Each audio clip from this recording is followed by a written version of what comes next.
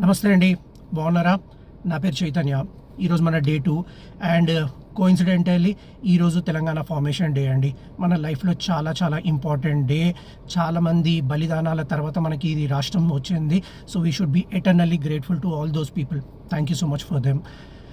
చాలా మంచి విషయాలు జరిగినాయి, అట్లని కొన్ని బెటర్ చేయాల్సిన పనులు కూడా ఉన్నాయి. సో మనం కొంచెం డీటెయిల్గానే మాట్లాడుకుందాము. ఫస్ట్ థింగ్, 3% పాపులేషన్ అండి. మనము కంట్రీ జీడిపిలో 5% కాంట్రిబ్యూట్ చేస్తుంటాము. సో మన కాంట్రిబ్యూషన్స్ వల్ల backward states in India develop అవుతున్నాయి. Very proud moment for all of us. ఇండియాలో చాలా రాష్ట్రాల్లో మనం చూస్తే ఏంటిది కులం, మతం, ప్రాంతం, భాష, రంగు, రూపు వీటి మీద చాలామంది చాలా డైవర్స్గా ఏంటిది కొట్లాటలు, పంచాయతీలు అవుతున్నాయి. మన దగ్గర అది చాలా వరకు మినిమల్ ఉంది. We still have like India ethos ఏవైతే ఉన్నాయో, సెక్యులరిజం ఏంటిది, యూనిటీ ఇన్ డైవర్సిటీ, అది చాలా బాగా చేస్తున్నాం మనము. Great moment. Third thing, governments change అయినా కానీ ప్రోగ్రెస్ మీద ఫోకస్ అదే రకంగా ఉంది.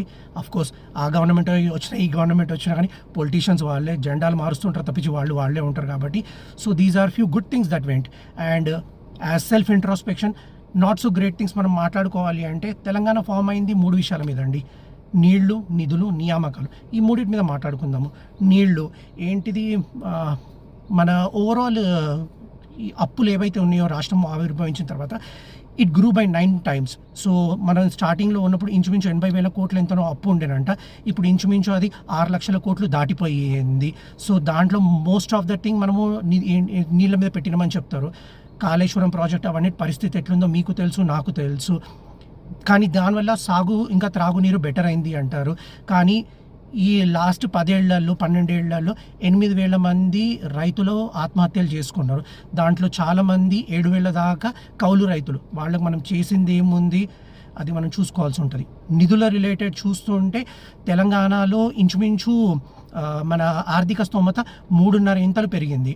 2014లో ఒక తలసరి ఆదాయం వచ్చేసి 1,20,000 ఎంతనో ఉంటుండే, ఇప్పుడు ఇంచుమించు 4 లక్షలు దాటింది. ఆ రకంగా ఒక కుటుంబం ఇప్పుడు ఇంచుమించు 17 లక్షలు సంపాదిస్తుంది అంటున్నారు. నిజంగా ఎంత సంపాదిస్తున్నామో మనందరం? మీకు నాకు తెలుసు మన పరిస్థితి ఎట్లా ఉందో. చాలామంది ఇంకా ఇన్ఈక్వాలిటీలో ఉన్నారు. వాళ్ళ గురించి ఏదో చేయాలి. లాస్ట్కి నియామకాలు. గవర్నమెంట్ ఉద్యోగాలు దొరికాయండి, ప్రైవేట్గానే మనం ఏదో చేయాలి. కానీ ఈ దేహి దాసోహం అనే యాటిట్యూడ్ నుంచి మనం మారాల్సి ఉంటుంది. సో దాని గురించి ఎట్లా చేయాలి ఏంటిది అన్న గురించి నా దగ్గర ఒక 6 స్ట్రక్చర్ ఫామ్లో ఉంది. దాన్ని మనం రేపు డిస్కస్ చేద్దాము. జై హింద్, జై తెలంగాణ, స్టే బ్లెస్డ్.